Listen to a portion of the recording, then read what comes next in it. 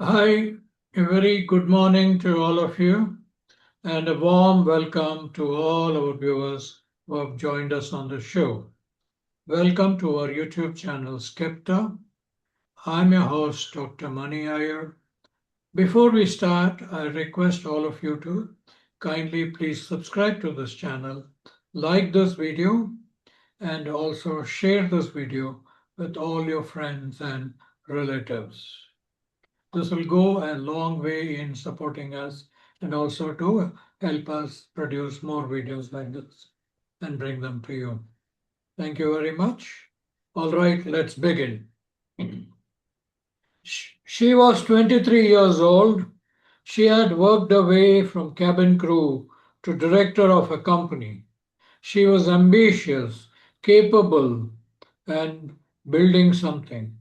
And then, on the night of August 4th, 2012, she wrote a two-page note naming exactly who had pushed her to this point and exactly what they had done and took her own life.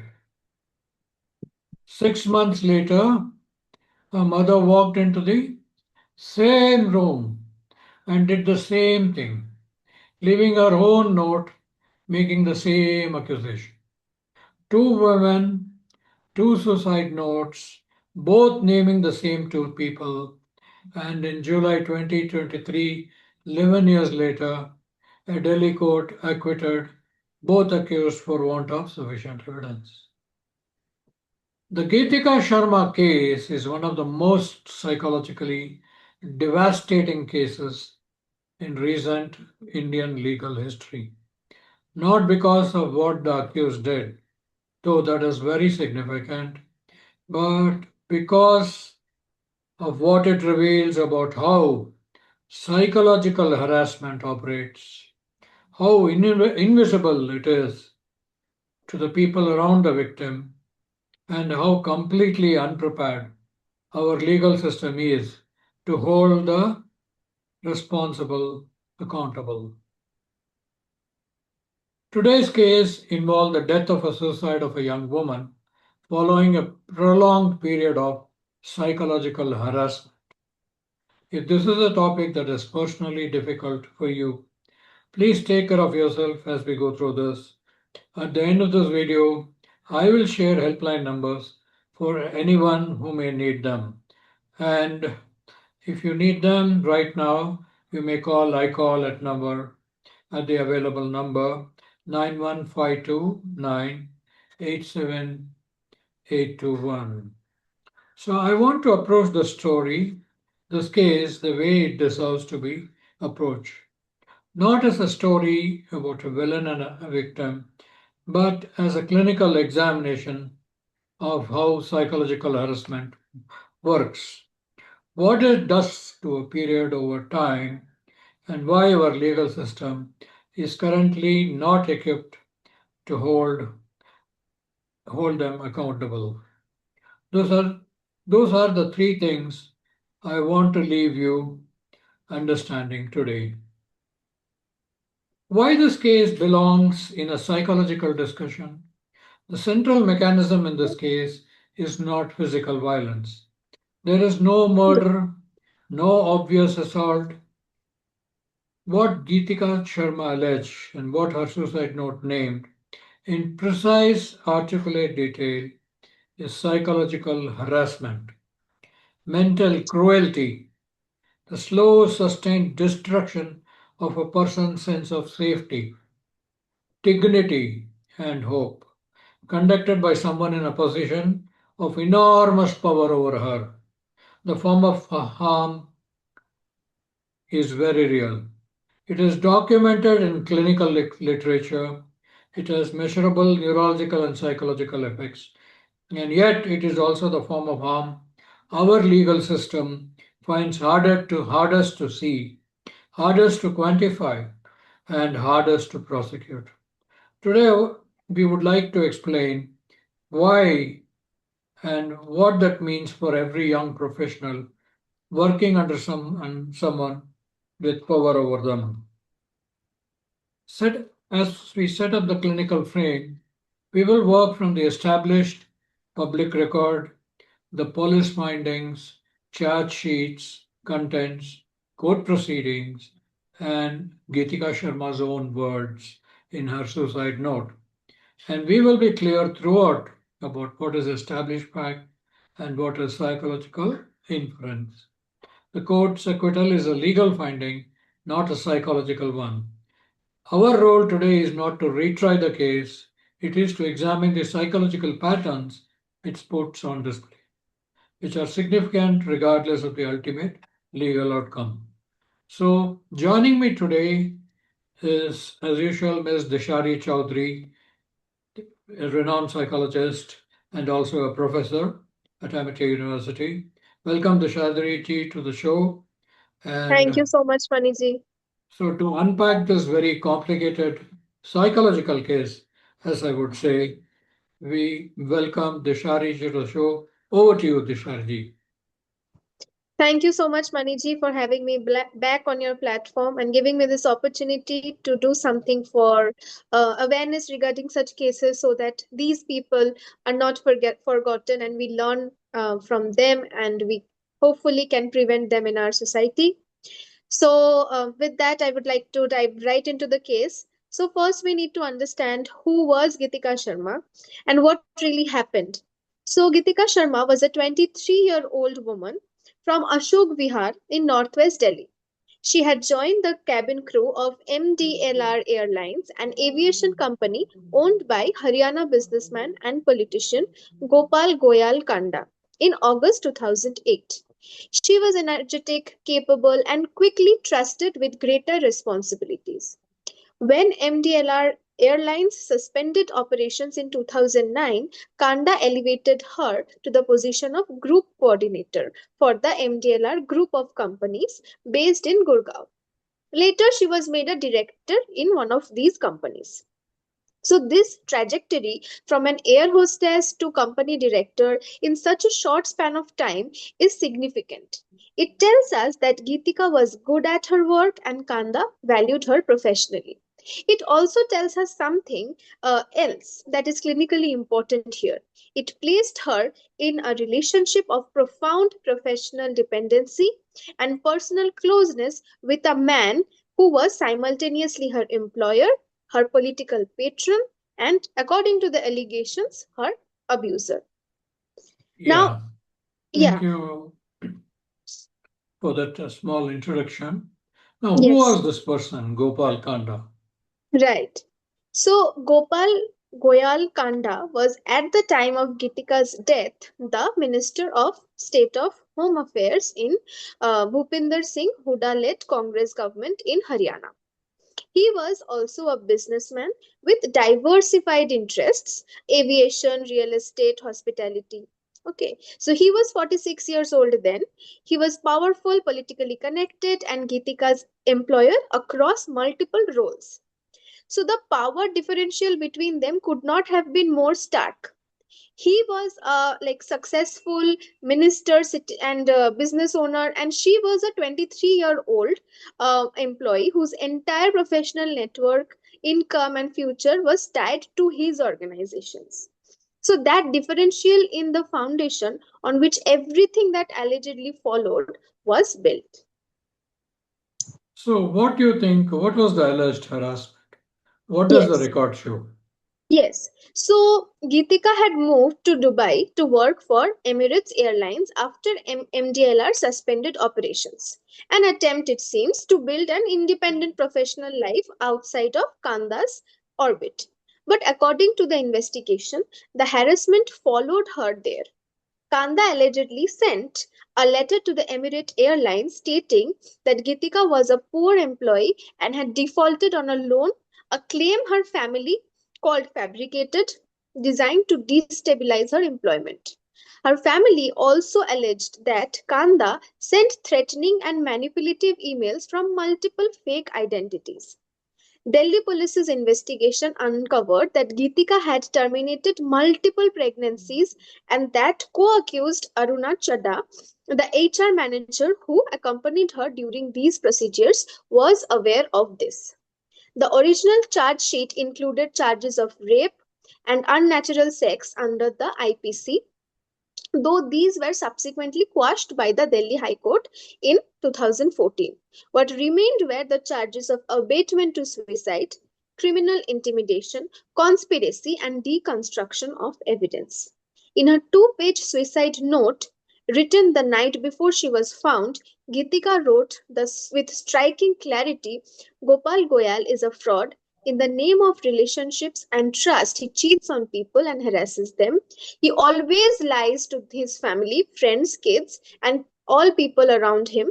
My biggest mistake was that I trusted him, which is costing my life. Quote unquote. So these were extracts from her suicide note. So this was not just one tragedy. There was Right. it was her mother also committed suicide Exactly. So in the six same months. place. Yeah, It's a exactly. double tragedy. Yeah, it is very painful to actually recollect because 6 months after Geetika's death on February 13, 2013, Geetika's mother, Anuradha Sharma, a retired accountant from the finance ministry, was found hanging in the same room where her daughter had died.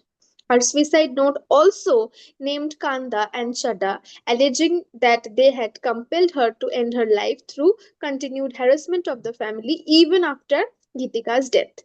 This detail, a mother taking her own life in the room where her daughter had died, making the same accusation, is not merely tragic. It is, from a psychological standpoint, one of the most devastating indicators of sustained multi target psychological coercion in any recent Indian case. The harassment did not stop at Geetika. According to the family's account, it continued after her death, directed now at those she left behind. So it really gives us goosebumps to think about. Like a mother had to also commit suicide to just end the misery that her daughter was also facing. Yeah, so it looks very bad, Yeah. but whatever happened after that, the Hmm. entire legal journey just went to Hmm. the acquittal of the people who were mentioned in the charge in the suicide note. Ultimately, they were acquitted, Right. isn't it? Yeah, exactly, sir. Kanda was arrested on August 18, 2012 and spent over a year in custody before receiving the bail. The trial formally began in 2013. Sexual exploitation charges were quashed in 2014. A new trial for abatement to suicide was initiated in December 2013. Kanda's co-accused, Arun Chadda, was also tried. After 11 years of proceedings in which prosecution presented its case across hundreds of hearings, Special Judge Vikas Dhal acquitted both of the accused on July 25, 2023. The court held that the prosecution had failed to prove the charges beyond all reasonable doubt. Both were directed to submit personal bonds and remain available in the event of an appeal. So it almost took more than 11 years. So, can we just now move a little? Let us look at the psychological profiling of the case. Can we Right. do the prior psychological profile of the victim and the perpetrator and the circumstances under which this happened?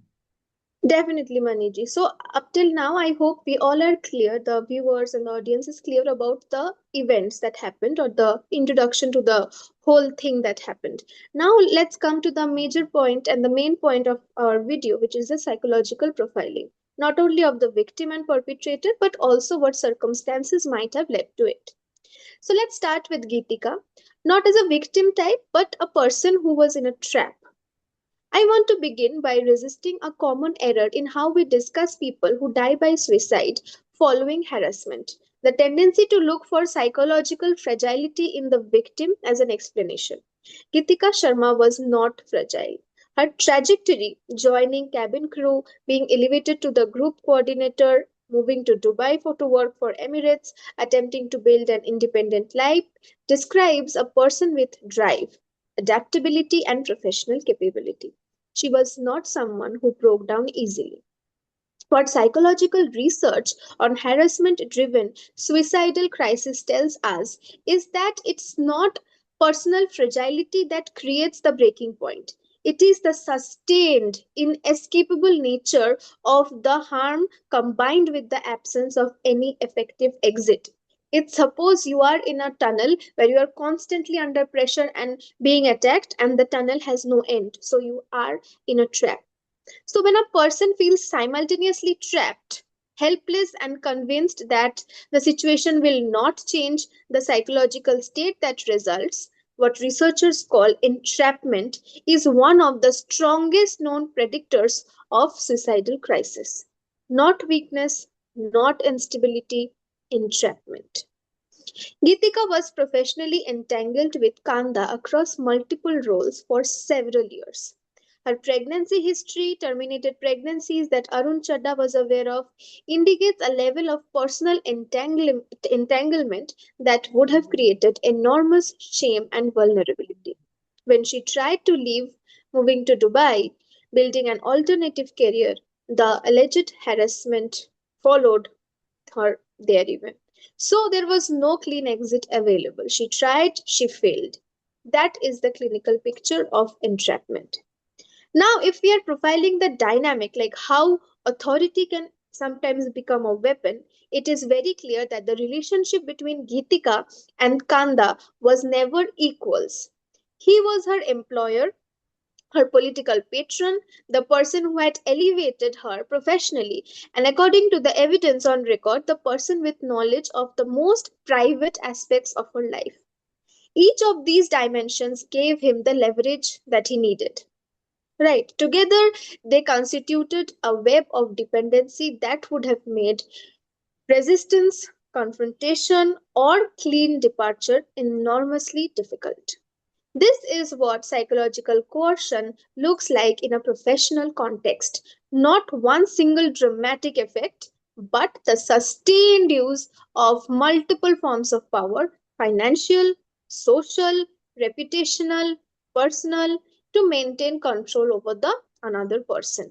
The alleged fake emails sent to Emirates, the alleged fabricated loan defaulter letter, the alleged pressure on Geetika to withdraw complaints she had filed against others, these are not random cruelties. They are consistent pattern of a person using every available lever to ensure another person cannot successfully escape their sphere of influence. Now, there was the HR manager, this Aruna Chadha. Yeah. So, what was her role in this? So she was the trusted insider who enabled the whole situation. So Aruna Chadha's role in this case is clinically significant because it illustrates a pattern we see in many cases of sustained workplace harassment. The presence of a trusted insider enabler within the organization. So Chadha was the HR manager, the person whose formal role is to protect employees. But we all know how this goes, even in the Nashik case that we had learned about it. Instead, she had this Chada woman, she had allegedly facilitated the harassment and critically was present during Geetika's pregnancy terminations, and in a capacity that placed her as a both witness and complicit party. So, the presence of an enabler serves as a specific psychological function for the primary abuser. It normalizes the conduct, distributes complicity, and ensures that the victim has no safe internal challenge uh, for complaint. So, if the HR manager is a part of the problem, there is no one inside the organization to turn to, right? When the protector becomes the threat, that is what is happening here. So, the formal protection structure has been converted into an additional tool of gaining control over Geetika. Now, there is another victim, and that is the mother. Yes. And Wasn't that this? requires, yes, so this is a compounding tragedy, and this requires a separate psychological attention. She was retired government accountant, a stable professional woman with no documented history of mental illness.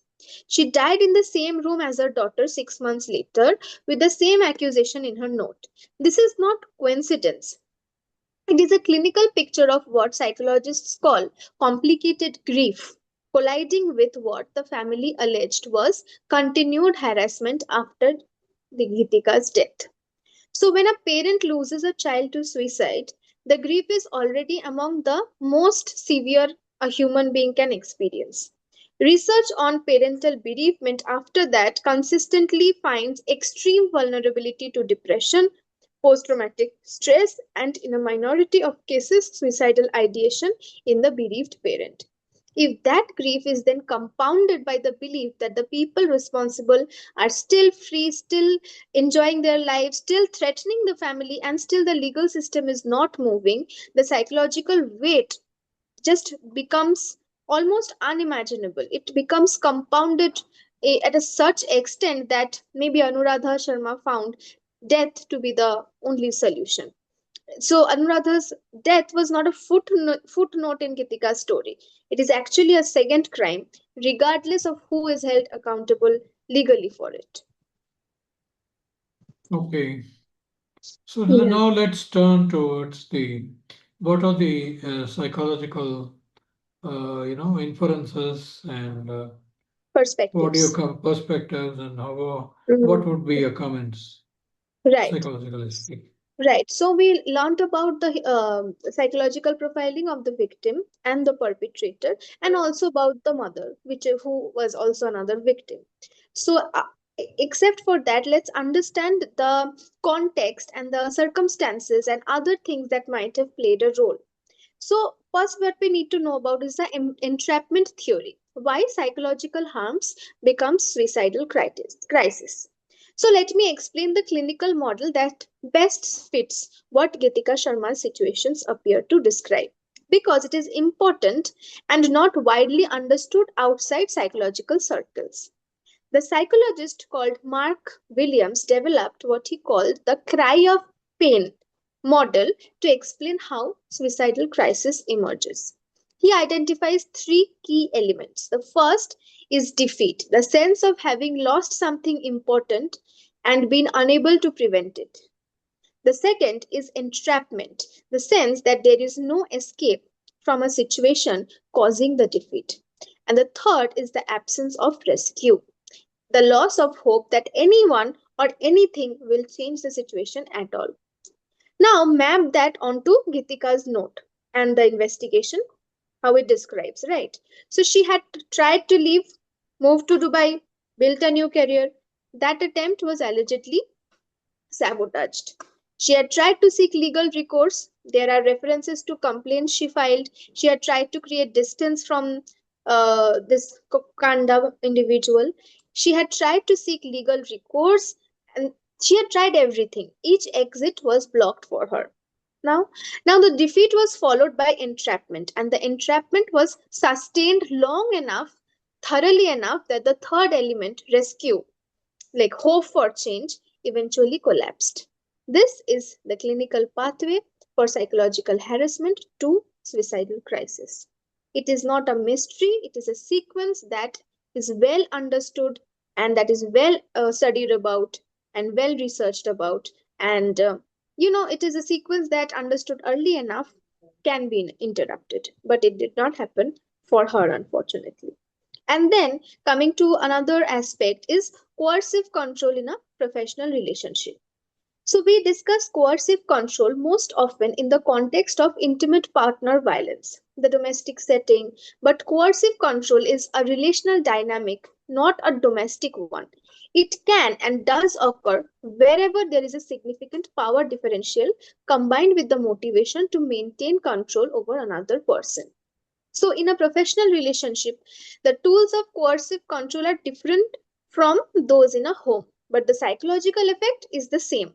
Instead of controlling a partner's access to money, an employer can threaten livelihood. Instead of isolating from friends, a powerful figure can damage professional reputation. Instead of using physical presence to intimidate, they can reach across institutions, sending letters to new employer in a different country, for example.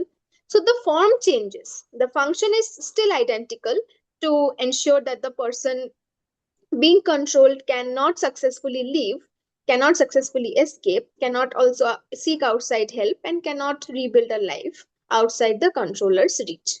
So, in Geetika's case, this alleged pattern false letter to the Emirates Airlines, threatening emails from fake identities, pressure to withdraw her own legal complaints, maps directly onto this framework. Every alleged action served the same purpose: to eliminate her escape routes one by one.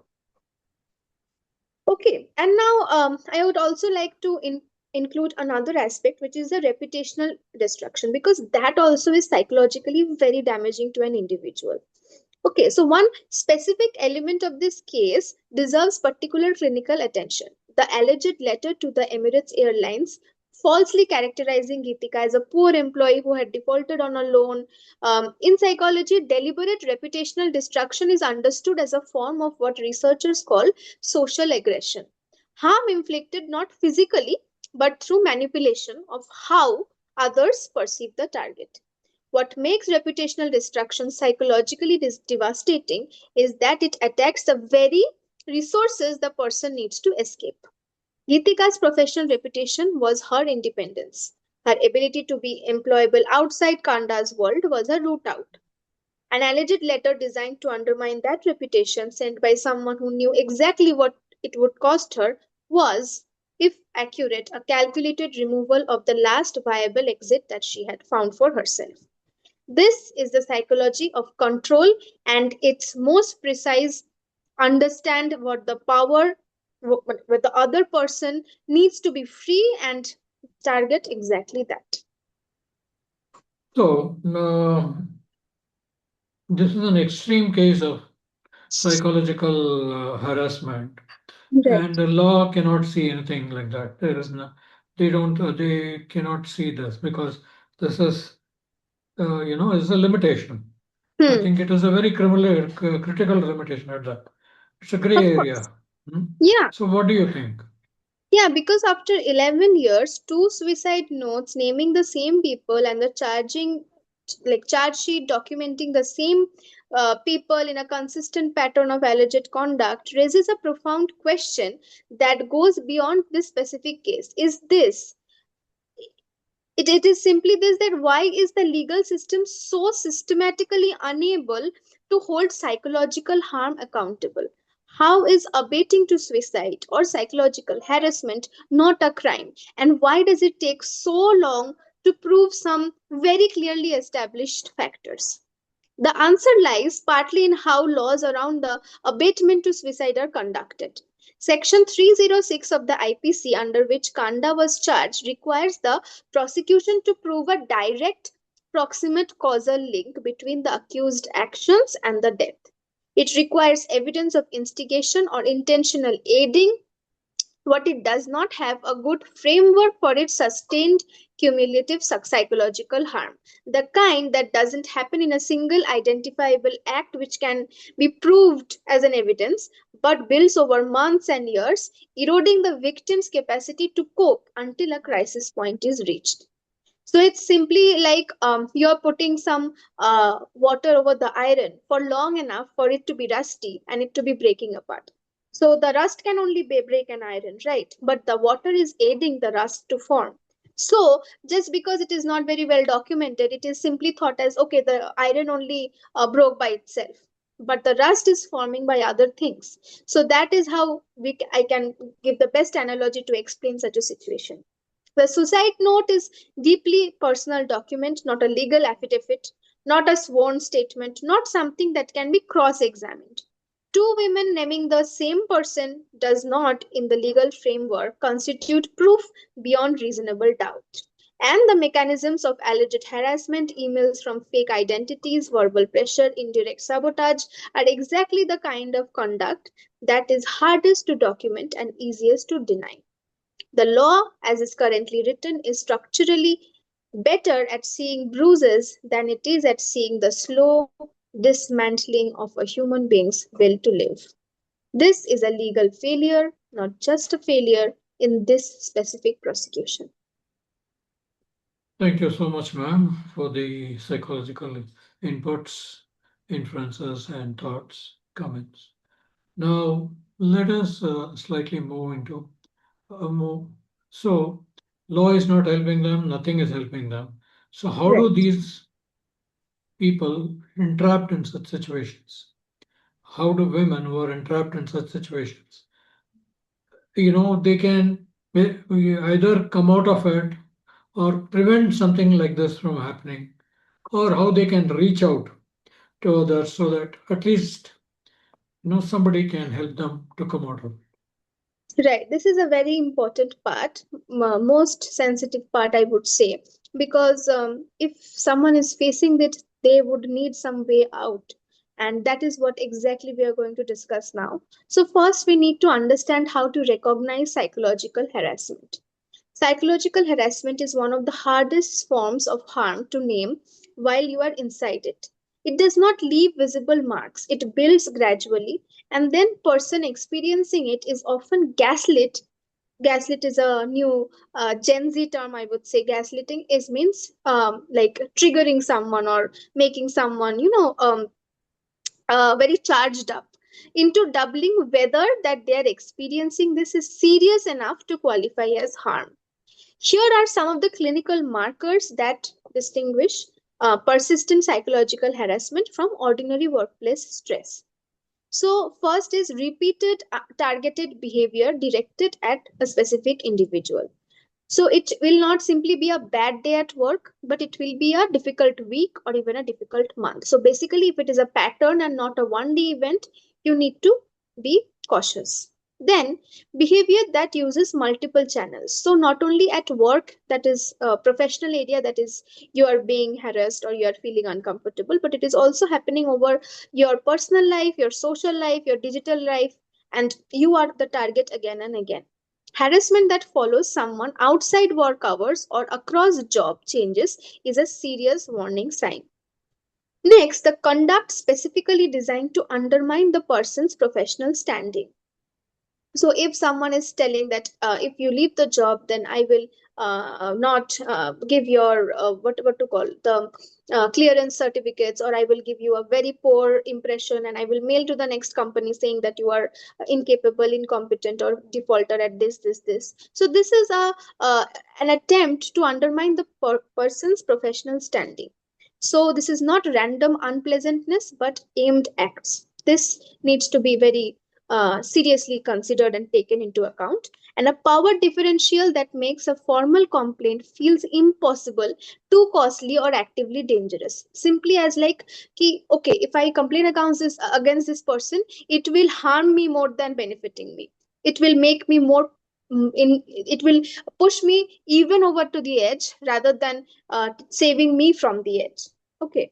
And next, and the final one is a person experiencing it begins to believe that there is no exit in whatever they do. The harassment will only continue and will only escalate. These are some of the critical clinical thresholds that you need to be aware of. And now, if you are experiencing this, what can you do? Is the next question. If anything is in today's case felt personally familiar to you, if you are in a situation where someone with power over you is using that power to harass, threaten, or control you, I want to speak to you directly for a moment. What you are experiencing is a real harm, even if no visible marks are there, but it is harming your mental health, your physical health, and your own standing. The fact that it is hard to prove does not mean that it is not happening. The fact that others may not see it does not mean that you are imagining it. Please tell someone, share this with a trusted friend, a family member, or a mental health professional, someone who is outside the situation and can see it without the pressure and the fog that you are inside. Document everything that is happening. You keep mails, written complaints, and everything. So, document and specifically be as chronological as you can. So maybe on Monday, 11th November 2026, this happened. So you are making a professional mail and sending it to someone, or at least documenting it in your own copy, and like that. So chronologically keeping a documentation. So dates, messages of the people, or emails of the people, or any particular incident that you had seen, and so you come back from that incident and you write that down with everyone who is present, all of the people who are present as witnesses. So not because the law will definitely help, but because documentation is the first step to saving something concrete to work with. And if you are at a point where you feel like there is no way out and you are extremely tired and frustrated, I would really request you to reach out to a mental health professional. They would be able to help you, provide you with support group networks, and find your exit, with you, to work together to finding an exit route. So there are better exits than ending the life. So what feels permanent and inescapable in a moment of acute crisis is almost always less so than it feels. So there are people trained specifically to sit with you in those moments. Please feel free to reach out to them. Even if you feel that it won't help, you never know. At that moment, you are at a mental fog, so you are unable to understand it. But people are actually trained to help you. And I'm sure if you want something bad enough, you will get it. So you have to reach out. And you have to build strong professional and social group systems like friends and family with whom you can have fun outside of work. And there is a once even my therapist told me that you should have a switch that you on when you go to the office, and as soon as you come out of the office, that switch should go off. You should have proper boundaries, that this is acceptable, this is not acceptable. Because if initially you do not have those boundaries, and people can access you at any time or in any way, they feel like they have the privilege of continuing to do that. So at the very first, if you start building a boundary, this is okay with me, this is not okay, every time I will not pick your calls, I will not reply to your messages, I will not work after beyond the work hours, and like that, if you start building small boundaries, then people understand that you are assertive and you have a voice, and they will not really try to gain so much control over you, because they will also be a little fearful of you. So that is a good thing for your protection, to have your walls up and defenses up.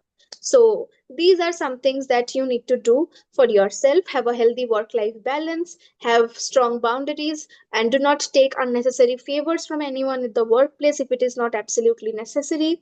uh, Even if the HR doesn't help, you have to report it to HR. If not, you have to report it to some other legal institutions. And more importantly, you do not have to feel powerless, because no one is as powerful as a strong, determined person. So yeah, I would like to end with this note. Thank you very much. So particularly, was the most important part of the thing. We have to see what are the how we can reach out, or how Yes. they can come out of such troublings. Suicide is not the answer. Yeah, nothing is that bad as it may look at that point of time. You will have to just reach out to somebody, friends, colleagues, or relatives, or mental health professionals. If nothing, there are suicide helplines. There are, Legal NCW, agencies. huh? Legal agencies as Legal well. agencies, the Hmm. police. You can reach out to anybody, and we are putting a list of all the people you can reach out to in the description of this particular podcast. So go ahead and do that. Thank you very much. But before we conclude, I just want to, Dishari ji, if you have any final reflections, and anything that you would like to say in the last word. Yes. So I want to thank everyone of the audience, and thank you, Maniji, for this lovely conversation. The Geetika Sharma case is one that the legal system has concluded, though not, I would agree, resolved. The psychological question it raises remain open and urgent. If you are in a professional relationship where someone with power over you is making your life feel inescapable or unsafe, please tell somebody, not tomorrow, today. Document what is happening, speak to a mental health professional, if you can access one, or even if you can reach out to me or any other mental health professional. All the numbers will be given down below, and know what you are experiencing, even if no one around can see, it is real and it matters, and you are not the only person. Many people actually face this. Only the Geetika Sharma case was an exaggerated form and a case that got some media attention and it reached so many audience. But trust me, these cases happen all the time, and you are not alone in this. So don't feel like that it is only happening to me, because depression has this triad, which we call a depressive triad, that which is the world that everything in the world goes against me. And then there is a part of the future that nothing in the future will work for me. And then there is a part of the self which feels that I am incapable, I am unlovable, I am only at fault, so everything is happening. So this triad of the self, the world, and the future should not be a triad in your mind. You have to understand that feeling that way is an illness, and actually committing suicide or giving up on your life is giving them the victory, the perpetrators the victory that they do not at all deserve. They do not deserve to live happily after you have died and your family is at such a huge loss. So, with that, I would like to end today's video. Thank you, Maniji, so much again for giving me this opportunity to be here, because these are some meaningful work that we are doing. And hopefully, even if this video helps one person, it would really mean a lot. So, I would really request the viewers to like the video, comment, give your feedback so that we might improve, and also give some suggestions on cases which you would like to, which you would like us to take upon in the future. Thank you very much, Dishari ji. It is, I cannot describe my thankfulness to you because you have taken so much at heart and you have taken this case, went into a deep dive, did a lot of research for me and for this video podcast, and come up with such a, beautiful, researched analysis. The analysis was perfect on the spot, and also the reflections and the conclusions and the takeaways were clearly spelled out for each and every type of harassment. I mean, in this under these circumstances, and so I think our viewers will definitely benefit this because at least I have not seen anybody come out and give openly about the takeaways or about the talk about the preventions and other things. So this way we can take home something with us, and we can definitely take something. Every one of us have got something to take away. Thank you very much for all your analysis, Thank all you, your sir. reflections, all your and definitely you had also you have a lot of guts to come on a show like this and talk about all these matters. Thank you very much. I appreciate this. So looking forward to many more such discussions, and hopefully We'll see you on another show sometime soon. Thank you very much, Tisharji. Thank you so much. Thank you, Thanks Maniji. to all Good our day, viewers. everyone. Thank you, audience. Thanks to all Okay. our viewers. Thank you very much. Thank you. Have a good day. Thank you. Bye bye. Bye. Tisharji. Thank you.